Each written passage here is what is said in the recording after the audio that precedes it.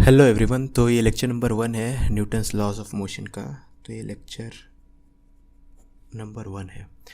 इसमें हम लोग फोर्स और उसके इफ़ेक्ट के बारे में पढ़ाई करेंगे। तो फोर्स क्या होता है और उसका इफ़ेक्ट क्या होता है, ठीक है। ये दोनों चीज़ हम लोग यहाँ पे पढ़ने वाले है ना। और मतलब इसी से क्लोजली रिलेटेड है आपका Newton's first law of motion, ठीक है। सबसे पहले फोर्स क्या होता है। तो फोर्स की बात करें अगर हम लोग, तो फोर्स किसी को ढकेलना या किसी को खींचना, इसी को हम लोग फोर्स बोलते हैं, ठीक है। तो किसी को भी आप ढकेल रहे हो, कोई चीज़ को खींच रहे हो, उसको क्या बोलते हैं, फोर्स बोलते हैं। जैसे एक एग्जांपल ले लेते हैं। यहाँ पे एक ब्लॉक है, तो इस ब्लॉक को ये आदमी उस तरफ ढकेले या ये आदमी अपने तरफ खींचे, ये एक फोर्स है, ठीक है। तो सिर्फ आदमी या मशीन फोर्स नहीं लगा सकता, बहुत सारी चीज़ें लगा सकती है। जैसे ये ग्राउंड जो है, ये भी इस बॉक्स को ऊपर ढकेल रहा है, ये हम लोग बाद में देखेंगे, इसको नॉर्मल फोर्स बोलते हैं, ठीक है।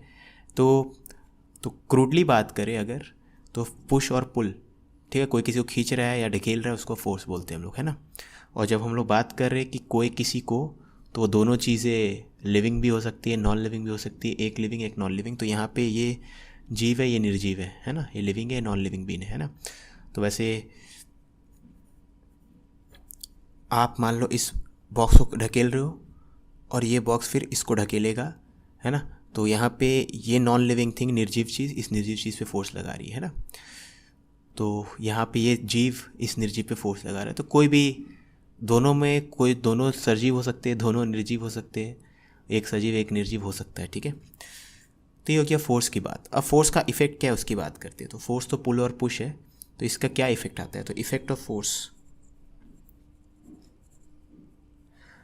तो फोर्स का इफेक्ट क्या होता है, ये प्रोड्यूसेस एक्सेलरेशन। एक्सेलरेशन, फोर्स क्या प्रोड्यूस करता है, एक्सेलरेशन, है ना। और एक्सेलरेशन किसके लिए रिस्पॉन्सिबल होता है, एक्सेलरेशन रिस्पॉन्सिबल होता है चेंजिंग वेलोसिटी के लिए, ठीक है। क्योंकि आपको याद होगा काइनेमेटिक्स हम लोग देखे थे, एक्सेलरेशन क्या होता है, rate of change of velocity, ठीक है। तो अगर वेलोसिटी चेंज हो रहा होगा, याद रखना वेलोसिटी एक वेक्टर क्वांटिटी है, तो उसके पास दो प्रॉपर्टी है, उसका मैग्नीट्यूड जिसको स्पीड बोलते हैं, और उसका डायरेक्शन, ठीक है। तो अगर पार्टिकल का स्पीड चेंज हो या उसका डायरेक्शन ऑफ मोशन चेंज हो, किसी भी केस में, चाहे स्पीड चेंज हो या डायरेक्शन ऑफ मोशन चेंज हो या दोनों चेंज हो, तो हम लोग बोलेंगे उसका एक्सीलरेशन है, नॉन ज़ीरो है ना। तो velocity changes if magnitude of velocity changes or direction of velocity changes, ठीक है। अब मैग्नीट्यूड ऑफ वेलोसिटी जो होगा उसी को स्पीड बोलते हैं। तो अगर मैग्नीट्यूड ऑफ वेलोसिटी चेंज हो रहा है, मतलब velocity changes if speed changes, और क्या, एंड भी है, ठीक है, डायरेक्शन ऑफ वेलोसिटी चेंजेस। यानी कोई चलती हुई चीज़ का अगर स्पीड चेंज हो जाए या उसका डायरेक्शन ऑफ मोशन चेंज हो जाए, वेलोसिटी का डायरेक्शन चेंज हो जाए, मतलब डायरेक्शन ऑफ मोशन चेंज हो जाए, या दोनों चेंज हो जाए, एंड भी है यहाँ पे, है ना। और के साथ साथ क्या है, एंड भी है, ठीक है। या तो इन दोनों में से कोई चीज़ हो या दोनों चीज़ हो। इन टोटल 3 कैटेगरी हो गया, या सिर्फ स्पीड चेंज हो रहा है, या सिर्फ डायरेक्शन ऑफ वेलोसिटी चेंज हो रहा है, या दोनों चेंज हो रहा है, ठीक है।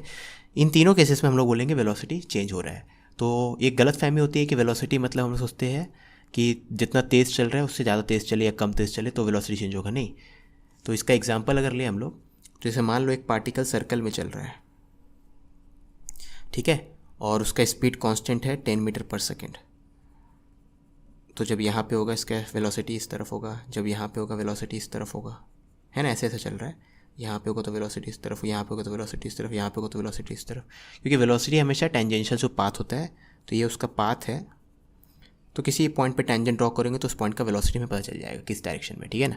तो यहाँ पे हर मोमेंट पे इसका स्पीड तो 10 है, लेकिन हर मोमेंट में डायरेक्शन सेम डायरेक्शन नहीं है, हर मोमेंट पे डायरेक्शन चेंज हो रहा है, ठीक है। इस मोमेंट पे इस तरफ जा रहा है, इस मोमेंट पे इस तरफ जा रहा है, इस मोमेंट पे इस तरफ जा रहा है, एंड सो ऑन। तो यहाँ पे magnitude of velocity is constant, but direction of velocity is changing, ठीक है। तो therefore acceleration is not zero, कुछ ना कुछ एक्सेलरेशन होगा, है ना। अब वो वाला केस लेते हैं जैसे स्ट्रेट लाइन मोशन है ना। तो यहाँ पे जैसे यहाँ से यहाँ जा रहा है तो इस पॉइंट पे वेलोसिटी इस तरफ है, इस पॉइंट पे इस तरफ है, इस पॉइंट पे इस तरफ है। तो आप देख सकते हो हर पॉइंट पे वेलोसिटी इसका पॉजिटिव एक्स स्केल होंगे। तो यहाँ पे direction of velocity is constant, ठीक है। बट मान लेते हैं यहाँ पे चेंजिंग स्पीड है 5 मीटर पर सेकेंड, 10 मीटर पर सेकेंड, 15 मीटर पर सेकेंड, तो स्पीड इसका चेंज हो रहा है ना। बट मैग्नीट्यूड ऑफ वेलोसिटी यानी स्पीड इज चेंजिंग। तो यहाँ पे डायरेक्शन तो कांस्टेंट है लेकिन मैग्नीट्यूड चेंज हो रहा है, तो यहाँ भी acceleration is not zero,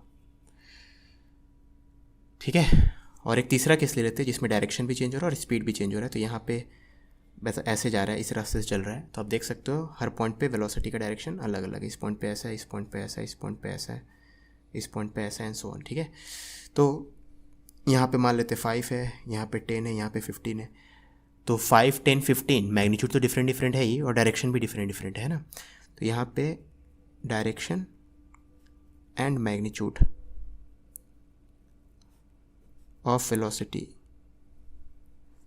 are both changing, ठीक है। Therefore again acceleration is not zero, है ना। तो ये 3 केसेस है, ब्रॉडली यही 3 केसेस रहेगा कि या तो किसी क्वेश्चन में वेलोसिटी का डायरेक्शन चेंज हो रहा होगा, मैग्नीट्यूड फिक्स होगा, या मैग्नीट्यूड चेंज हो रहा होगा, डायरेक्शन फिक्स होगा, या दोनों चेंज हो रहा होगा, ठीक है। मोस्ट जनरल केस यही है, ठीक है। तो in all of this cases acceleration is not zero. तो एक्सेलरेशन ज़ीरो वाला केस में अगर दिखाऊँ तो स्ट्रेट लाइन में चल रहा है विथ कांस्टेंट स्पीड, यहाँ भी 5 मीटर पर सेकेंड, यहाँ भी 5 मीटर पर सेकेंड, यहाँ भी 5 मीटर पर सेकेंड, 5, 5, 5। तो ये वाला केस जो हो गया, इस केस में हम लोग बोलेंगे कि भैया वेलोसिटी जो है कांस्टेंट है, velocity is constant in magnitude as well as in direction, ठीक है।